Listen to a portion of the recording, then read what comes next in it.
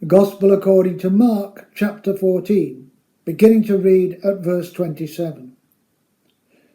"You will all fall away," Jesus told them, "for it is written, I will strike the shepherd and the sheep will be scattered. But after I have risen, I will go ahead of you into Galilee." Peter declared, "Even if all fall away, I will not." "Truly, I tell you," Jesus answered, "today, yes, tonight, before the cock crows twice, you yourself will disown me 3 times. But Peter insisted emphatically, "Even if I have to die with you, I will never disown you." And all the others said the same. They went to a place called Gethsemane. And Jesus said to his disciples, "Sit here while I pray."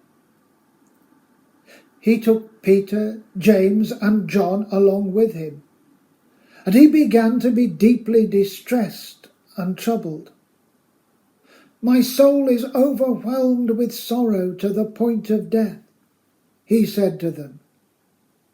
"Stay here and keep watch." Going a little farther, he fell to the ground and prayed that, if possible, the hour might pass from him. "Abba, Father," he said, "everything is possible for you. Take this cup from me. Yet not what I will, but what you will." Then he returned to his disciples and found them sleeping. "Simon," he said to Peter, "are you asleep? Couldn't you keep watch for 1 hour? Watch and pray, so that you will not fall into temptation. The spirit is willing, but the flesh is weak." Once more he went away and prayed the same thing. When he came back, he again found them sleeping because their eyes were heavy. They did not know what to say to him. Returning the 3rd time, he said to them, "Are you still sleeping and resting? Enough! The hour has come. Look, the Son of Man is delivered into the hands of sinners. Rise, let us go. Here comes my betrayer." After leaving the upper room, Jesus warns his disciples they will be scattered, in fulfillment of Zechariah 13, verse 7. Once a leader is defeated, the followers soon scatter, and that is usually the end of the movement. Jesus is preparing them for what is to come, but he is also assuring them that when it does happen, it will not be the end of Jesus, that God still has everything in hand. Peter is horrified when Jesus predicts his faithlessness, and he asserts he will be loyal and ready to die with Jesus. The rest, not wishing to be outdone, say the same. But Jesus knows them better than they know themselves, and adds the prediction that Peter will deny Jesus 3 times before the cock crows twice. In other words, before the end of the night. To deny Jesus is to dissociate oneself from him, or to put distance between oneself and him, as opposed to standing by him and standing up for him in time of trouble. In the end, it was not only Peter who failed in this way, but Peter did it more publicly. The others just ran away. Jesus leads the disciples to a garden on the Mount of Olives called Gethsemane. He leaves most of the party behind and takes Peter, James, and John with him further into the garden. These 3 are his inner circle. The Jewish law required the testimony of 2 or 3 witnesses, so these 3 could witness what was to happen. Jesus goes to the garden to pray. He confesses he is sorrowful to the point of death, and he asks his disciples to wait and watch with him. Jesus' language recalls the lament of Psalm 42. He is going through great mental anguish, and he just wants his friends to be alongside him. "Stay here and keep watch," he says. He goes a little further, probably not too much further, and falls on the ground to pray. This was unusual. Jews at the time usually prayed standing up. Jesus probably prayed face down on the floor, which was the position used when prayer was desperate and urgent. He prays to God as Father. The word does not precisely mean daddy, as some interpreters claim. There are examples of God being called Father in the Old Testament. The psalmist has Israel's king call out, "You are my Father, my God, the rock, my Saviour." But Paul's use of the phrase Abba, Father, does suggest that it may have been Jesus' favourite way of addressing God. It is much less common, though not unknown, in Jewish or Old Testament prayers. So this would suggest that Jesus had an especially close personal relationship with God and offered a similar relationship to his followers. In this time of sorrow, he calls out to the heart of God from his own heart.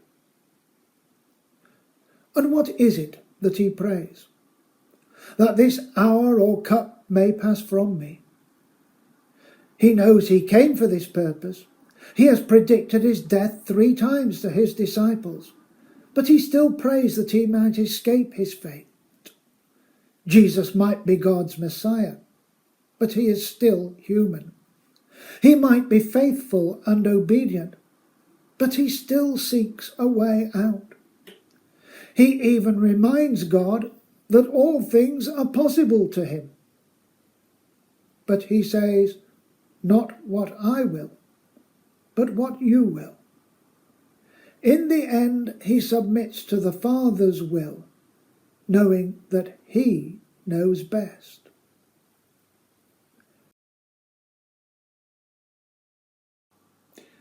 Jesus may have taken Peter, James, and John with him to accompany him in his sorrow, but they are not up to the task. They fall asleep.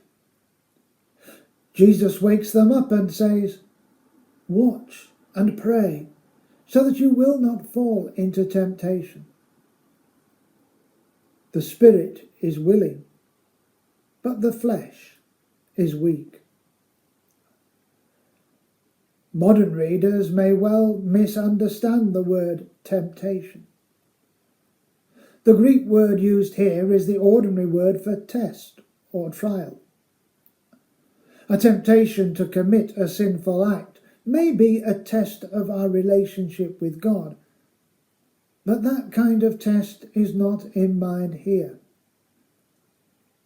Jesus is referring to the test offered by the suffering he is now enduring and is to endure. What he is saying is, keep awake and pray that you will not be found wanting in this test or give in to the temptation to run and flee. They failed to do as Jesus said, of course, and they did fail the test. As Jesus acknowledged, the spirit may be willing, but the flesh, human nature, is weak. So we do not always live up to our brave words. Jesus goes back and prays the same thing. Then he comes back once more and finds them asleep again. But now it is too late. Judas and Jesus' enemies are at hand. It is time to be up and meet them. In this passage, Jesus prays, and his prayer is not answered, or it is answered no. Do we sometimes fall into thinking that if we have enough faith and keep awake and pray, all our prayers will be granted by God? That was not so for Jesus.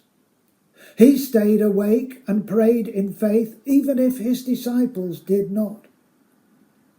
But he acknowledged that his prayer may not have been according to God's will, and he submitted to God's will in the end.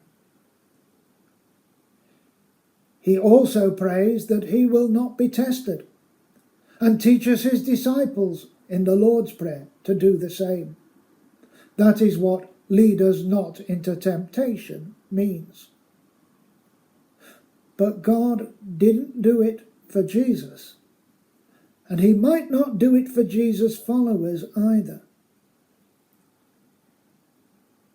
Gethsemane shows the matter of God's answer to prayer is not as easy or straightforward as some believers might think.